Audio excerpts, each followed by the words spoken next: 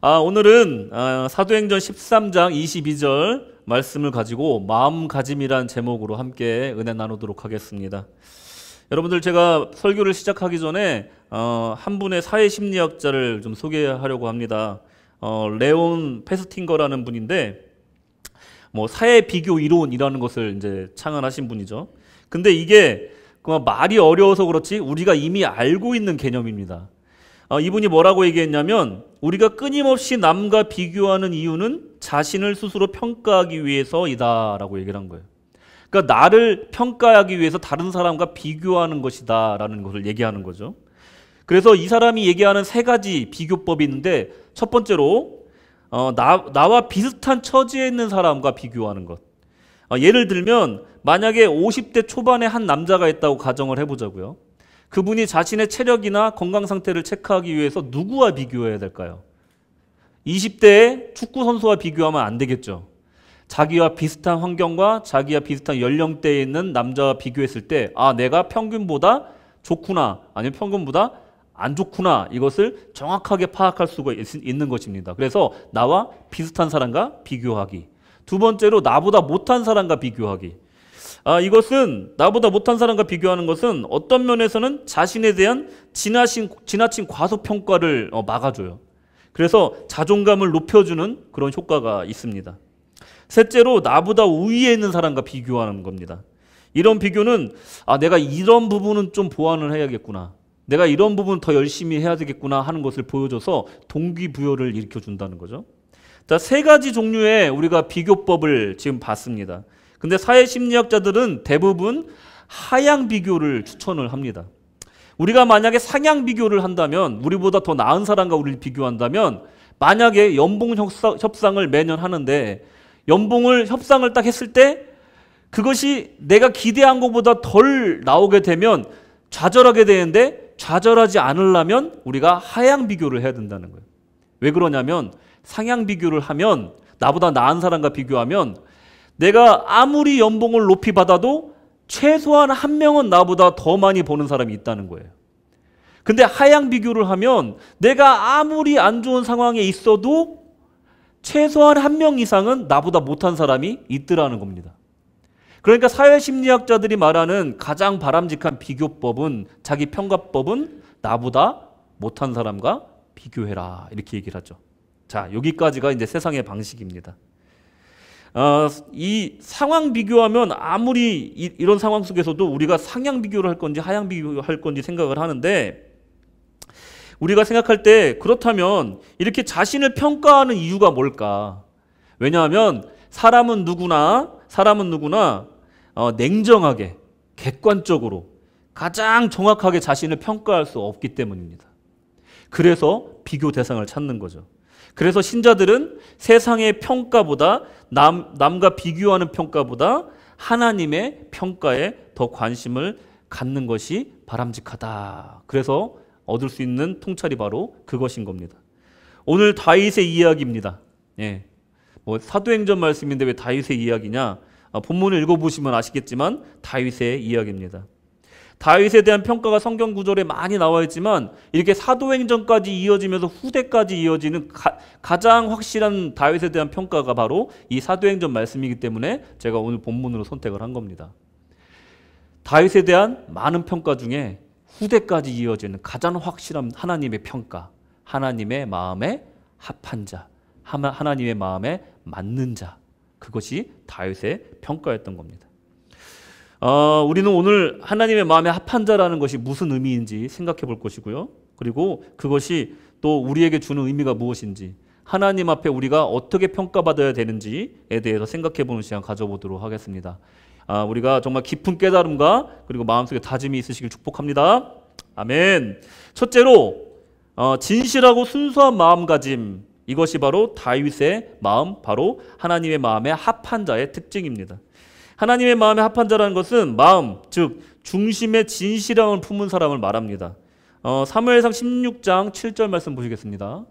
자, 다 같이 읽겠습니다. 시작. 여호와께서 사무엘에게 이르시되 그 용모와 신장을 보지 말라. 내가 이미 그를 버렸노라. 나의 보는 것은 사람과 같지 아니하니 사람은 외모를 보거니와 나 여호와는 중심을 보느니라. 아멘. 이 구절을 근거로 해서 생각하면 하나님의 마음에 합한 자라는 것은, 하나님이 보는 관점이라는 것은 외모가 아니라는 것을 확실히 알 수가 있습니다. 히브리어로 보면 마레라는 단어가 바로 이 겉모습, 외모라는 뜻을 갖고 있습니다. 보시면 아시겠지만 handsome 아니면 beautiful 아니면 appearance 이런 뜻을 담고 있는 단어예요. 그러니까 겉으로 보여지는 아름다움을 말하는 겁니다. 여러분들, 제가 재밌는 강의를 하나 봤는데 여러분들도 보셨을 수도 있어요. 또 호르몬 얘기입니다. 호르몬 얘기. 도파민 얘기인데, 사람들이 남자고 여자고 간에 예쁘고 잘생긴 사람을 보면 이 뇌하수체에서 도파민이 이게 분비가 된대요. 그래서 이 뇌하수체에서 분비된 도파민이 우리 이 전두엽을 자극해서 말씨가 바뀌게 하고요, 행동이 바뀌게 한답니다. 그러니까 전에 안 하던 행동을 하게 된다는 거예요. 예를 들면 우리 자매들이 잘생긴 오빠를 만나면 혀가 짧아지는 거예요. 오빠 따랑해요 뭐 이런 식으로. 전 잘 모르겠는데 아무튼 혀가 짧아지는 거예요. 여러분 다 해보셨잖아요, 그죠? 연애할 때. 그리고 남자들은 어떻게 변하냐면 멋있는 척을 하는 거예요. 전에는 운전을 싫어해가지고 멀리 운전 가는 거 싫어하던 사람이, 남자는 블랙타운, 여자는 시티야. 오빠 데려다 줄게. 딱 그러는 거죠. 오빠 데려다 줄게. 아, 오빠 운전 제일 좋아해. 딱 그러는 거예요. 그리고 근데 문제는 뭐냐면 이 호르몬이 끝나면 그때부터 문제인 거예요. 이 오빠가 변해요. 그러니까 사람이 변했어, 우리 오빠가 변했어, 이렇게 되는 거죠. 그 호르몬의 작용이 끝나면서부터 이제 본색이 드러나는데, 그때 나오는 것이 그 사람의 본색이라는 겁니다. 여러분들, 이 호르몬의 작용이라는 것은 어떤 사랑의 시작점이 될 수 있고 동기부여가 될 수는 있지만 계속해서 연속성을 갖게끔 해주지 못한다는 거예요. 진짜로 그 사랑을 연속적으로 만들어주고 지속적으로 만들어주는 그런 요소는 무엇이냐면 바로 사람의 댐댐이, 그 사람의 말씨, 그리고 그 사람의 마음씨라는 것입니다. 여러분들, 오빠가 변했다고 실망하지 마시고요. 그 사람의 말씨가 어떤지를 보시기 바랍니다. 그리고 이 사람이 이게 익숙해지면은 예쁜 것도 잘생긴 것도 무뎌진다고 그래요. 그래서 옛말에 그런 말이 있잖아요. 예쁜 거 오래 안 간다.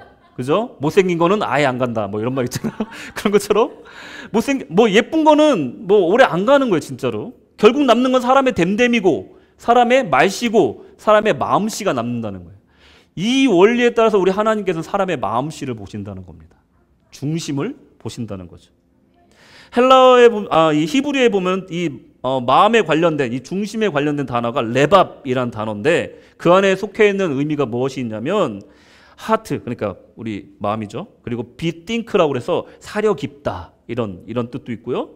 그리고 마음, 용기, 평안함, 이런 것들 다 포함하고 있는데, 그 중에서 가장 중요한 의미가 무엇이냐면 바로 진실함이었습니다. 진실함. 그리고 순수함. 다윗의 마음, 중심을 귀히 여겼다는 것을 보면 하나님은 이 다윗의 진실성을 보신 거예요. 그리고 다윗의 이 순수함을 보신 겁니다. 10길 물속은 알아도 한 길 사람 속은 모른다. 사람을 제대로 보기 위해서는 해가 지나가면서 사귀어봐야 되고 오래오래 사귀어봐야 그 사람을 알 수 있다는 거예요. 처음 만났는데 인상이 참 좋고 참 좋은 사람 같은데 지나고 보니까 아닌 사람이 있고, 처음에는 영 인상이 안 좋았는데 만나다 보니까 점점 진국인 사람이 있더라는 겁니다. 그리고 사람이 살다 보면 아주 안 좋은 시기에 그 사람을 만나서 내 기억 속엔 그 사람이 안 좋은 사람이지만 나중에 지나고 보면 그 역경을 이겨내고 좋은 사람으로 성장한 사람도 있더라는 거죠. 그러니까 사람을 볼 때 쉽게 판단할 수가 없다라는 겁니다. 그래서 사람은 오래 두고 사귀어야 된다는 겁니다. 하나님은 인간의 표면적인 것을 보시는 것이 아니라 하나님을 향한 다윗의 순수하고 진실된 그 마음을 보시고 그에게 기름 부어주시고 성령으로 충만하게 해주셔서 하나님의 일을 다 이루실 도구로 사용하시기로 결정하셨다는 겁니다. 다윗의 이 신실하고 순수한 믿음이라는 것은 누가 보든 보지 않든 자신의 일을 열심히 하는 데서 우리가 다윗의 순수함과 진실됨을 볼 수가 있습니다. 다윗은 양치기였습니다. 그 시대의 양치기라는 것은 최하층민 계급에 속하는 직업이죠. 근데 다행히도 아버지의 양을 치고 있었어요. 근데 그것을 자기에게 맡겨진 어떤 의무라고 생각하지 않고 직무라고 생각하지 않고 선한 목자로서 훈련받는 계기로 삼았다는 게 이 다윗의 진실성과 승수성이라는 겁니다. 목숨도 아끼지 않고 자기의 양을 지켰다는 겁니다. 사무엘상 17장 34절에서 35절을 보시면요. 다윗이 사울에게 고하되 주의 종이 아비의 양을 지킬 때 사자나 곰이 와서 양떼에서 새끼를 움키면 내가 따라가서 그것을 치고 그 입에서 새끼를 건져내었고 그것도 모자라서 그것이 일어나서 나를 해하고자 하면 내가 그 수염을 잡고 그것을 쳐 죽였나이다. 이렇게 얘기를 하는 거예요. 골리앗에게 나가기 전에 이 얘기를 사울에게 하는 겁니다. 여러분들 이 두 구절을 보면서 야, 꼬맹이가 대단하네 이렇게 생각하시면 한 부분만 보신 거예요. 이 구절을 보면서 우리가 통찰해야 될 것은 무엇이냐면 이 다윗의 신실함과 순수한 모습이에요. 야, 작은 아이 한 명이 어떻게 그 사자를 때려잡았지? 야, 천하장사다, 천하장사. 이것은 1차적인 해석이고 더 깊이 들어가서 그 사자를 때려잡게 하신 것은 그 소년의 힘이 아니라 하나님의 힘이라는 거예요. 그러니 그 안에 담겨있는 다른 뜻은 뭐냐면 하나님 앞에 신실하고 순수한 이 아이의 마음을 하나님이 들어 써주셔서 사자를 이기게 하셨다는 겁니다. 다윗은 양을 치는 이 무료한 일상을 악기를 연주하고 찬양시를 짓고 그리고 하나님을 찬양하는 영적 시간으로 승화시킵니다. 가장 가치 없는 시간일 수도 있고 양들의 똥냄새 맡으면서 양들을 풀을 먹이면서 하염없이 정처 없이 돌아다녀야 되는 이 고된 일을 영적인 시간으로 만들어버린 것이 이 다윗의 신앙이라는 겁니다. 다윗의 가장 훌륭한 점은 그의 진실성과 순수한 신앙이라고 말씀드렸는데 그 순수함이 하나님 보시기에 입가에 미소가 지어지게 했던 그런 다윗의 장점이었다는 것입니다. 제가 다윗의 이름의 뜻을 찾아봤더니 놀랍게도 사랑스러운 사람이란 뜻이랍니다. 하나님 보시기에 얼마나 사랑스럽겠습니까? 이 사람이. 하나님 보시기에 이 진실되고 사람이 보거나 보지 않거나 자기 일을 충실히 하는 그 모습이 얼마나 아름다웠겠습니까? 그 순수함이 하나님 보시기에 너무도 아름답고 사랑스러웠던 겁니다. 진실하다는 평가는 외모로부터 밖으로 풍겨내는 냄새가 아니라 중심부, 즉 마음에서부터 풍겨져 나오는 향기입니다. 그리고 우러져 나오는 진국 같은 맛인 것이죠. 월간 좋은 생각에 보면은 누가 보지 않아도라는 글을 제가 최근에 읽었는데 영국의 대문호인 섹스피어에 대한 이야기예요. 섹스피어한테 가장 존경하는 사람이 누구냐라고 질문이 많이 들어왔다고 합니다. 그때마다 이 얘기를 해준다고 해요. 가장 친한 친구의 집에 초대를 받아서 갔다고 합니다. 근데 어떤 일인지 이 친구가 집에 없더래요. 출타 중이었대요. 급한 일로.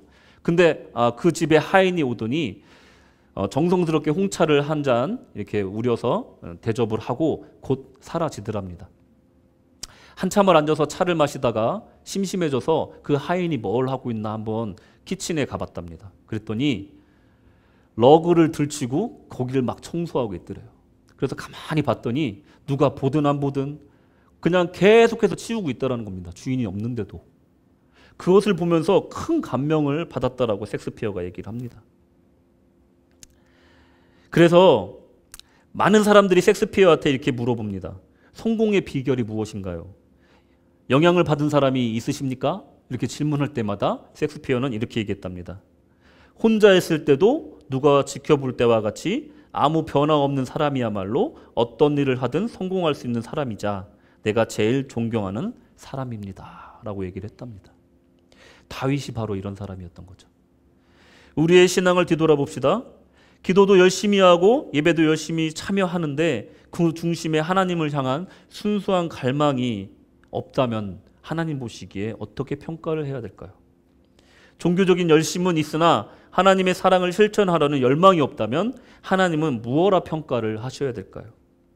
우리는 가장 정직한 모습으로 하나님 앞에 서서 우리 스스로 중심에 무엇이 자리하고 있는지 들여봐야 됩니다. 다윗처럼 양을 위해 목숨을 아끼지 않는 순수한 열정이 있는지 보아야 한다는 것이죠. 하나님을 비방하고 능욕하는 골리앗을 보면서 의분에 끌어서 견딜 수 없는 다윗의 그 순수한 열정, 그것을 떠올려 보시기 바랍니다. 자신의 안전을 생각하지도 않고 자신이 작은 아이라는 것도 상관하지 않고 말도 안 되는 돌멩이 몇 개를 들고 그 큰 군대, 블레셋 군대를 향하여 돌진하는 그 무모하기까지 한 그 아이의 순수한 열정, 그것을 한번 생각해 보시기 바랍니다. 하나님 보시기에 얼마나 아름다웠겠습니까? 우리는 다윗에 비하면 너무 몸을 사리고 있지 않은가 생각해 봐야 됩니다. 우리 하나님의 사랑은 불 속이라로 들어가시는 그 사랑의 열정적인 사랑의 아버지시라는 것을 기억하시기 바랍니다.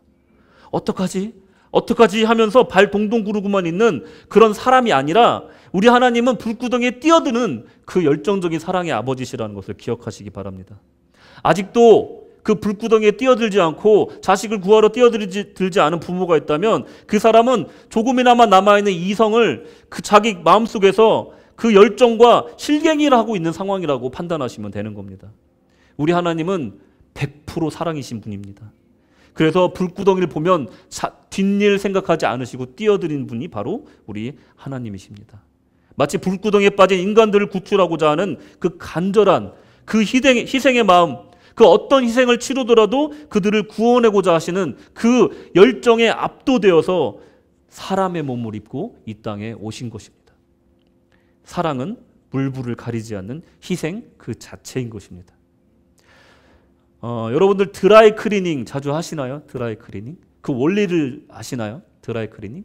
제 친구 중에 이제 공군 나온 친구가 있어서 자기는 빨래를 별로 해본 적이 없다는 거예요, 군대에서. 나도 마찬가지 세탁기가 다 했지. 그게 아니라는 거예요. 자기는 항상 항공유에다가 옷을 담궜다 빼면 드라이 클리닝 한 것처럼 항상 깨끗하게 됐다는 거예요. 그 항공유가 어떠냐면 자동차에 넣는 일반 유와 다르게 정말 불순물이 하나도 안 들어가 있는 정말 순수한 상태의 그 페트롤이라는 거예요. 그런데 거기다가 넣었다 빼면 그냥 옷이 깨끗해진대요. 그 원리가 드라이 클리닝이라는 거예요. 여기서 우리가 알 수 있는 것은 무엇이냐면 순수한 그 오일일수록 폭발력이 엄청나다는 겁니다. 그러니까 그 쇳덩어리를 하늘에 띄우죠.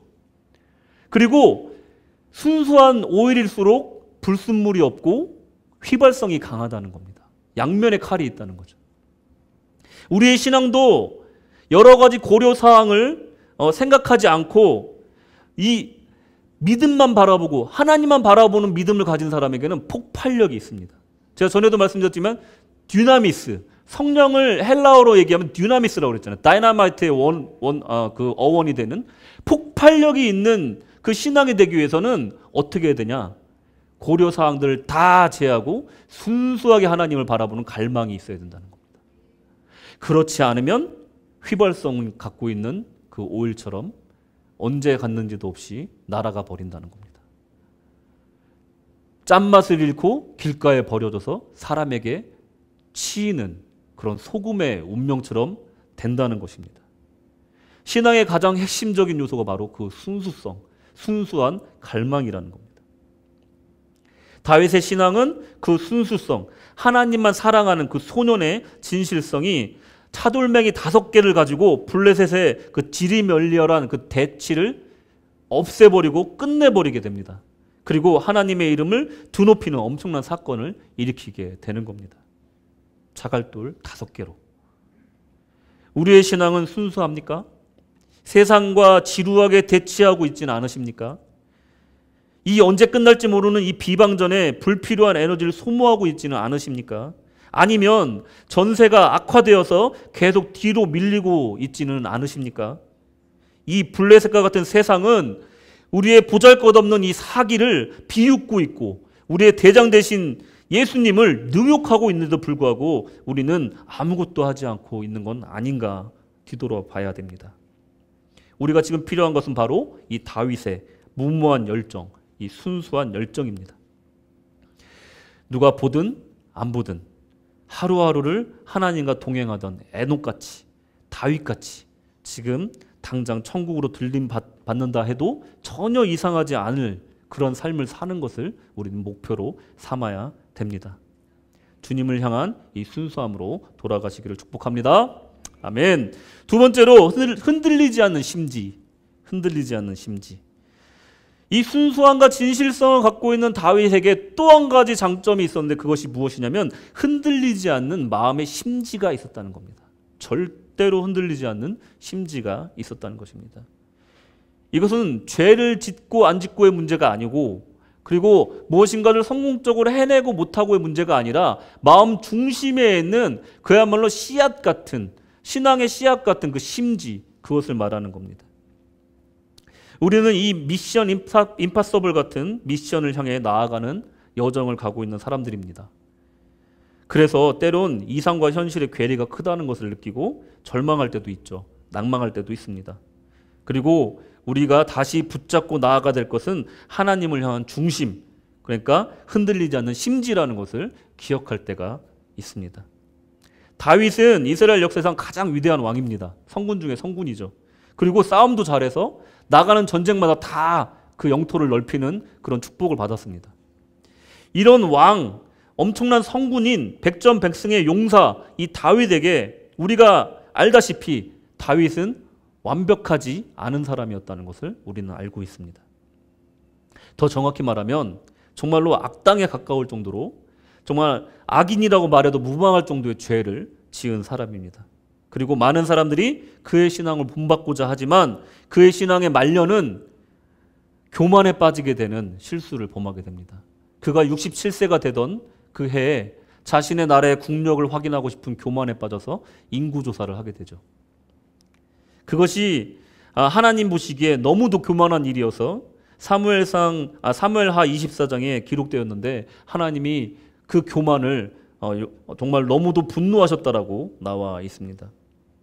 이것은 하나님 앞에서 죄악된 행동이었고, 그리고 그것은 하나님 보시기에 너무도 악한 행동이었지만 그에 대한 하나님의 최종 평가는 여전히 하나님의 마음에 합한 자였다라는 결론으로 가고 있었습니다. 물론 죄를 짓고 하나님만 믿으면 괜찮다라고 말하는 것은 아닙니다. 그리고 양심에 화인받은 자들처럼 죄를 멀리하지 않으면서 겉으로만 회개하는 것을 또 그 위선을 말하는 것도 아니죠. 다윗의 죄는 흉악한 살인죄고 간음죄지만 하나님 앞에 교만한 죄였습니다. 그렇지만 그가 결정적으로 다른 왕들과 다른 것은 무엇이냐면 자기의 왕위를 위해서, 자기의 왕위를 지키기 위해서 회개한 것이 아니라 하나님이 영혼의 주관자시고 하나님이 용서하시지 않으면 자기가 죽을 수밖에 없는 연약한 존재라는 것을 인정하고 있었다는 것입니다. 그의 중심, 바로 심지가 흔들리지 않았다는 겁니다. 시편 27편이 이 다윗의 신앙을 가장 잘 보여주는 구절입니다. 시편 27편 다 같이 읽겠습니다. 시작. 여호와여, 내가 소리로 부르짖을 때 들으시고 또한 나를 긍휼히 여기사 응답하소서. 너희는 내 얼굴을 찾으라 하실 때 내 마음이 주께 말하되 여호와여, 내가 주의 얼굴을 찾으리이다 하였나이다. 주의 얼굴을 내게서 숨기지 마시고 주의 종을 노하여 버리지 마소서. 주는 나의 도움이 되셨나이다. 나의 구원의 하나님이시여, 나를 버리지 말고 떠나지 마옵소서. 내 부모는 나를 버렸으나 여호와는 나를 영접하시리이다. 아멘. 나를 버리지 말라고. 하나님, 나를 버리지 말라고. 염치가 있으면 하나님께 이런 말 하지 못할 텐데 다윗은 그 마음속의 심지가 우리 하나님 아니면 나 죽을 수밖에 없다. 그것을 알고 있었기 때문에 염치 불구하고 하나님께 매달리는 겁니다. 살려주십시오. 버리지 마십시오. 저 하나님 없이면 죽습니다. 고백하고 있는 겁니다. 부모가 나를 버릴지라도 나를 영접하실 일은 하나님밖에 없습니다. 하고 고백하는 것입니다. 지난 시간 설교를 통해서 우리가 살펴봤듯이 사울도 회개를 하였지만 그는 백성들의 평가에 좌지우지 되었습니다. 사울은 하나님께 진실되게 회개하고 기도하는 모습을 보이지 못합니다. 대조적으로 다윗은 마치 벌거벗은 아이처럼 자신의 위대한 왕이라는 사실도 잊은 채 하나님께 완전히 엎드러지고 죄 사함을 구하고 자신을 버리지 말라고 간절히 기도합니다. 이것이 다윗의 진솔함이고 진실성이라는 겁니다. 자신이 흔들렸지만 하나님은 항상 거기 계시고 변함이 없다는 믿음의 심지만은 흔들리지 않았다는 것입니다. 이사야서 26장 3절에서 4절 말씀 다 같이 읽겠습니다. 시작. 주께서 심지가 견고한 자를 평강의 평강으로 지키시리니 이는 그가 주를 위함이니이다. 너희는 여호와를 영원히 의뢰하라. 주 여호와는 영원한 반석이심이로다. 아멘. 하나님께 향한 마음이 고정적이고 굳건하여서 견고하게 뿌리 박혀 있는 상태를 말하는 겁니다. 심지가 견고한 자. 변함이 없다는 거죠. 지속적으로 하나님을 찾는다는 겁니다. 한 번만 찾고 마는 것이 아니라 하나님 없이는 죽는다고 생각하는 겁니다. 물에 사는 물고기가 물을 피해 떠날 수 없듯이 하나님을 그렇게 생각했다는 것을 의미합니다. 한 번의 은혜스러운 설교와 일시적이고 뜨거우며 열정적인 통성기도나 부흥성회, 이런 것들이 여러분의 삶을 얼마나 바꿔놨습니까? 진정한 신앙의 참맛은 이런 일회성 이벤트가 아니라는 것입니다. 일주일에 한 번 주일 예배 드리는 것이 다가 아니라는 것입니다. 무엇이 다냐 그러면 1대1의 영성이 필요하다는 거예요. 1대1의 영성. 사울과 다윗의 가장 결정적인 차이점이 바로 그것에 있었습니다. 매일매일 양을 치는 현장에서, 그리고 매일매일 대적들과 대치하는 상황 속에서 다윗이 하나님과 동행하고 하나님을 향한 순수한 사랑의 마음과 갈망을 성장시켰듯이 우리도 죄사함 받고 의롭다 칭함 받은 것만으로 만족하는 것이 아니고, 거기에만 멈춰 있는 것이 아니고, 다윗의 신앙의 본질을 따라서 하나님과 1대1로 동행해야 된다는 것을 다윗의 신앙은 보여주고 있는 것입니다. 오늘 본문 말씀 보시면 내가 이새의 아들 다윗을 만나니, 오늘 본문이 내가 이새의 아들 다윗을 만나니 라는 말은 1대1의 관계를 의미하는 겁니다. 직접적인 만남을 의미하는 거죠.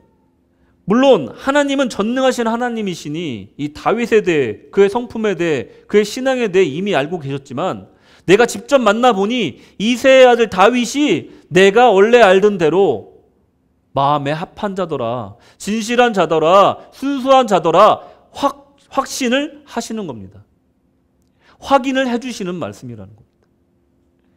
하나님이 우리를 만나보시니 누구누구가, 누구누구 부교가, 누구누구 정교가, 누구누구 사관이 내 마음에 합한 자더라 확고하게 말씀해 주시는 그런 선언과도 같은 말씀이라는 겁니다.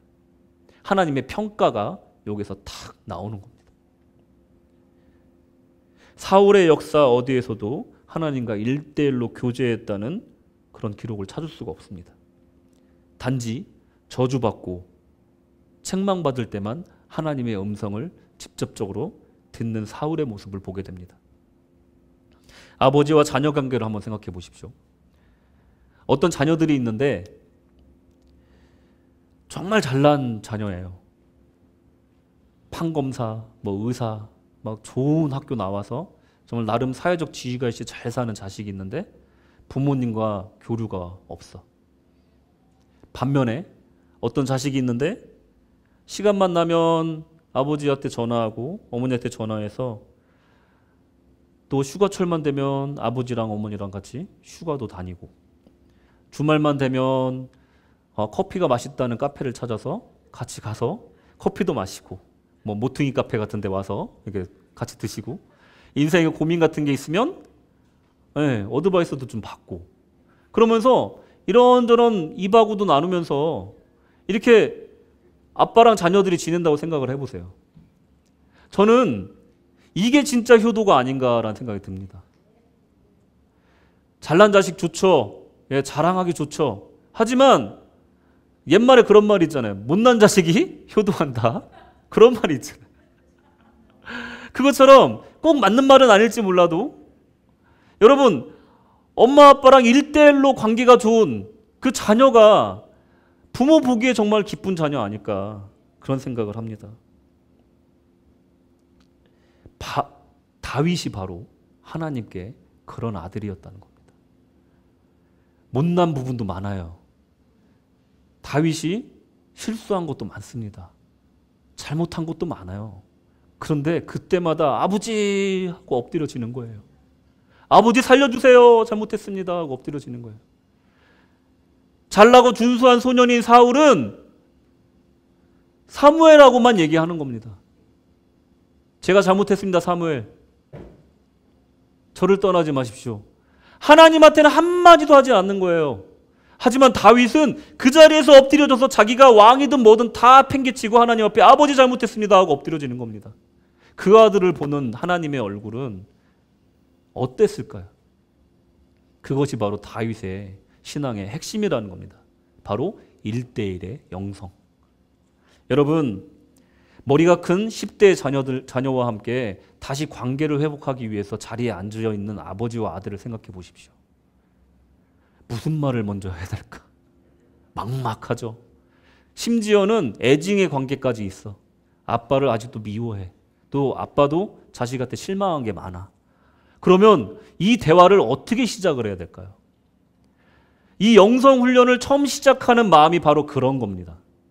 하나님을 내 삶에 초대하고 하나님께 내 모든 것을 말하고 하나님께 하나님 저 여기 있습니다. 저에게 말씀해 주십시오. 제 삶을 주님께 맡깁니다. 오늘 하루의 삶을 이끌어 주십시오. 하고 말하는 것을 입을 떼는 것 자체가 이것과 같다라는 거예요. 하지만 하루 우리의 1대1의 영성 훈련이 계속되면서 하나님이 실질적으로 내 인생 가운데 말씀으로 역사하는 걸 체험하면 그때부터는 평강의 평강으로 하나님께서 함께 하신다는 거예요. 심지가 견고한 자에게 평강의 평강으로. 상황이 아무리 나빠도 아무리 어려운 상황이라도 내가 의논할 사람이 있어요. 이것을 해결해 줄 전능하신 아버지가 내 옆에 계셔. 내가 언제든지 말을 걸면 대답해 주시는 하나님이 있어. 언제든지 기도하면 내 신음소리를 들어주시는 아버지가 바로 내가 입을 벌리면 언제든지 내 옆에 계셔. 그러니 평강이 내 마음에 머무는 것입니다. 여러분, 1대1의 영성이 그래서 중요한 겁니다. 수요 예배 나오셔야겠죠? 예, 할렐루야. 그게 바로 영성 훈련입니다. 그게 바로 영성 훈련입니다. 이상한 사람처럼 보일 수도 있어요, 처음엔. 하나님, 말씀해 주세요. 저 여기 있습니다. 이상한 사람으로 보일 수 있어요. 제가 고등학교 때, 우리 고등학교가 미션 스쿨이 아니라서 사조직이나 종교 모임을 허락하지 않았어요. 근데 몰래 만들어서 하는 우리 그 조직의 그 동아리에 제가 이제 소속이 돼 있었는데 어느 형인데 그 이름도 생각이 안 나는데 그 형의 기도가 생각이 나. 누구누가 오늘 네가 기도할래 그랬더니 그 형이 딱 손을 들더니 아버지 우리 여기 있어요. 이렇게 기도를 시작하는 거예요. 우리 학교에서 허락 안 해서 이렇게 몰래 모이지만 하나님을 향한 마음만은 정말로 어떤지 아시죠? 이러면서 대화를 하듯이 막 기도를 하는 걸 보고 깜짝 놀랐습니다. 자기는 건널목 건너면서도 하나님과 대화를 한대요. 그런 걸 보면서 참 이상하다 생각했는데 요즘 느끼는 것이 무엇이냐면 그게 진짜 신앙이고 그게 1대1의 영성이구나라는 것을 깨닫고 알게 되더라는 겁니다. 여러분, 오늘 바로 집에 가시면 하나님과 대화를 신청하시기 바랍니다. 하나님이 나에게 무슨 말씀을 하고 계신지 들으시기 바랍니다. 그것이 바로 다윗의 1대1의 영성인 겁니다. 우리가 일 잘하는 사람, 관계에 실패하는 경우가 있습니다. 신앙생활 잘하는데 하나님과 1대1의 관계가 없는 사람도 있습니다. 하나님과의 1대1의 관계를 통해서 우리가 영성이 자라나는 것입니다. 우리가 하나님을 사랑한다고 말하면서 십자가의 공로로 죄사함 받은 것만으로 딱 끝나버리면 얼마나 좋겠습니까? 신앙생활 쉽죠. 아무것도 할 거 없이 믿기만 하면 되니까. 하지만 신앙생활이라는 것은 거기서 끝나는 것이 아닙니다. 거기서부터 시작하는 겁니다. 구원의 3단계를 한번 보시죠. 구원의 3단계. 우리는 이미 구원받아서 죄의 문제를 해결해 주시고 의롭다 칭함을 받으셨어요. 근데 우리가 지금 하고 있는 것은 무엇이냐면 sanctification, 그러니까 성화의 단계에 우리가 있는 겁니다. 그러니까 오늘은 내가 성스러운 것 같은데 내일은 또 죄 가운데 빠진 것 같고 또 그 다음 날은 또 회개해서 하나님 안에 가까이 가는 것 같은데 또 그 다음 날은 또 내가 죄악에 빠진 것 같은 이런 업앤다운이 계속되는 것은 정말로 당연하다는 겁니다. 우리가 성화의 단계에 있으니까. 글로리피케이션, 그러니까 영화의 단계, 온전해지는 단계에 우리가 이르지 않았기 때문에 이것은 너무나 당연한 것이라는 것입니다. 사탄은 그 약한 고리를 항상 공격합니다. 정죄하고요. 니까짓 게 무슨 예수를 믿어? 니까짓 게 무슨 성화가 돼? 니까짓 게 무슨 천국을 가? 하고 우리를 계속해서 지적하는 것이 이 사탄의 공격이라는 겁니다. 하지만 로마서의 말씀처럼 그 어떤 것도 그리스도의 사랑에서 우리를 끊을 수 없느니라. 아멘. 사탄의 소리에 귀 기울이지 마시고 지금도 다윗의 믿음을 따라서 하나님, 제가 잘못했습니다. 내일부터는 내가 오늘과 같지 않은 하루를 살기를 원합니다. 계속해서 싸워서 이겨나가는 과정에 있는 것이 바로 이 성화의 단계, 이 sanctification의 과정에 있다는 것이고, 이것이 여정이라는 것입니다. 그 어떤 정죄에도 무릎 꿇지 마시기를 바랍니다. 흔들리지 말아야 된다는 것에 관련돼서 제가 이사야서 26장에 말하는 이 심지에 관련돼서 책을 한 권을 또 소개를 해드리는데, 쇼펜하우어가 쓴 책입니다. 의지와 표상으로서의 세계라는 책인데, 여기에서 말하는 의지라는 것은 이 쇼펜하우어라는 사람이 서양 사람인데도 불구하고 이 불교에 심취했던 사람이에요. 그래서 이 의지라는 것을 다른 단어로 말하면 탐이라는 단어예요. 탐하다, 탐닉하다, 이 단어를 생각. 그러니까 이 책의 요지는 뭐냐면요, 이 책 안 읽으셔도 됩니다. 어려운 책이 그냥 안 읽으셔도, 제가 요지를 말씀드릴게요. 이 책의 요지는 뭐냐면 의지, 우리가 탐닉하는 거, 우리 욕심을 내려놓으면 자유로워진다, 이 얘기를 하고 있는 거예요. 자, 맞는 말일까요? 맞는 말일까요? 맞죠. 일부는 맞습니다. 근데 하나밖에 모르는 말이죠. 성경에선 이거에 대해서 뭐라고 얘기하냐면, 비워라, 탐닉하는 것, 욕심을 내려놔라, 그럼 자유하는데, 그럼 거기서 끝나냐? 아니요. 성령으로 채워라, 하나님을 향한 갈망으로 채워라 라고 얘기하고 있는 것이 성경인 겁니다. 사울이 어떻게 됐습니까? 사울이 어떻게 됐습니까? 그 성신이 떠나고 나니 악신이 그를 괴롭혔습니다. 귀신 한 명을 내쫓았더니 그 안에 성령으로 안 채워지니 7 귀신이 들어왔다고 했습니다. 사람이라는 영혼은 비어있으면 무엇인가로 채워지게 되어 있는 겁니다. 비운다고 끝나는 것이 아닌 거죠.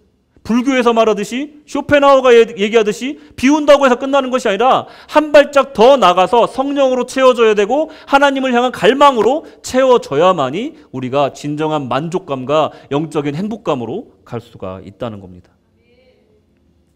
여러분들, 우리가 하나님을 향한 이 심지의 견고함, 이것을 우리가 다윗을 통해서 배웠습니다. 다윗은 비록 엄청나고 흉악한 죄를 지었지만 그의 신앙의 중심, 신앙의 심지는 흔들리지 않았다는 것입니다. 죄악을 저지르는 것조차도 하나님만이 해결하실 수 있다, 하나님만이 용서할 수 있다라는 심지를 붙들고 나아간 겁니다. 우리는 죄사함을 받았지만 완전하지 못합니다. 우리는 천국을 약속받았지만 아직 영화롭거나 온전하지 않습니다. 우리는 성화의 여정 가운데 있기 때문입니다. 혹시 여러분 중에 신앙생활이 더 이상 성장하지 않고 정체되어 있다면, 또는 지속적인 죄지음과 세상의 유혹 때문에 삶 속에 실질적인 변화가 나타나지 않는다면 진실되게 모든 것을 내려놓고 하나님께로 나아가시기 바랍니다. 하나님과의 1:1의 영성, 이 훈련에 참여하시고 또 모든 사역 가운데 하나님께서 말씀하신 그 말씀을 실천하기 위해 노력하시기 바랍니다. 누가복음 11장 27절 28절 말씀해 보시면, 이 말씀을 하실 때 무리 중에 한 여자가 음성을 높여 가로되 당신을 뵌 태가 당신을 먹인 젖이 복이 있도소이다 하니, 예수께서 가라사대 오히려 하나님의 말씀을 듣고 지키는 자가 복이 있느니라 하시니라. 아멘. 어떤 사람이, 어떤 무신론자가 신학자에게 물었습니다. 아주 냉소적인 웃음을 띄우면서 그 신학자에게 물었죠. 뭐라고 물어봤냐면, 어떻게 하면 지옥에 갈 수 있습니까? 하고 물었어요. 그랬더니 이 신학자가 같이 웃으면서 얘기를 했죠. 가만히 있으면 됩니다. 가만히 있으면 그대로 갑니다 라고 얘기한 거예요. 여러분들, 오늘 우리가 이 정죄하는 사탄의 목소리에 귀 기울이면 안 된다고 아까 말씀드렸는데, 이제는 그 1:1의 신앙으로 순수한 갈망으로 나아가시길 바랍니다. 하나님을 향한 심지가 고든 자의 자세는 어떤 것이냐면, 현실에 안주하는 자가 아니랍니다. 내 주를 위해 무엇을 할까 하며 하나님께 의뢰하고, 주여 내가 여기 있나이다, 나를 받아 주시옵소서 하는 자들이 하나님이 주시는 깊은 만족감과 그리고 평강을 누릴 수가 있습니다. 결론입니다. 다윗은 완벽한 사람이 아니었습니다. 그런데 확실한 것은 건강한 신앙을 갖고 있었습니다. 우리 구세군 사관학교에서 항상 얘기하는 것이, 완벽한 리더가 되려고 하지 마라. 건강한 리더가 되라. 이렇게 항상 얘기를 하세요. 다윗이 그런 사람이었던 겁니다. 완벽하진 않았지만 건강한 신앙인이었던 거죠. 우리는 종종 하나님의 뜻과 전혀 상관없이 살아갑니다. 더 정확히 말하면 잘 들으려고도 하지 않을 때가 있습니다. 세상의 물결에 휩쓸려서 강하구로 떠밀려 가고 망망대해로 던져질 때가 있습니다.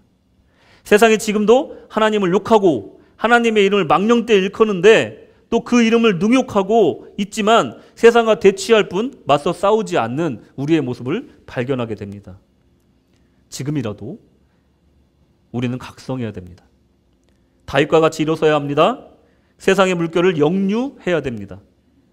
너희는 이 세대를 본받지 말고 오직 마음을 새롭게 함으로 변화를 받아 하나님의 선하시고 기뻐하시고 온전하신 뜻이 무엇인지 분별하도록 하라. 누구의 평가를 받으시겠습니까? 주님의 뜻대로 살기 원하여 그분의 마음에 합한 자가 되시기를 축복합니다. 의도적으로 하나님의 뜻을 구하십시오. 그리고 완벽하지는 않아도 최선을 다해 따르시기 바랍니다. 장차 우리 주님께서 우리를 온전하게 하시고 영화롭게 하시기를 바라면서 하나님께 더욱더 매어 달리시기를 축복합니다. 아멘. 기도하겠습니다. 하나님, 우리는 부족합니다. 우리는 완벽하지 않습니다. 때로는 죄를 짓고 때로는 머뭇거릴 때가 있습니다. 하나님, 하지만 우리가 주님의 길을 따라가는 것은 주님이 능력 주시고 항상 우리에게 사랑을 보이시는 하나님의 인도하심 때문입니다. 하나님, 말씀이 때로는 버거울 때가 있습니다. 하나님이 주시는 명령이 때로는 어려울 때가 있습니다. 아버지, 그럴 때 어렵다고 그 자리에 앉는 것이 아니라 하나님께 어렵다고 말할 수 있게 하여 주시옵소서. 버겁다고 하나님께 의뢰하게 하여 주시옵소서. 새 힘 주실 줄로 믿습니다. 하나님께서 우리 삶 가운데 함께 하시기를 간절히 원하며 예수님의 이름으로 기도드렸습니다. 아멘.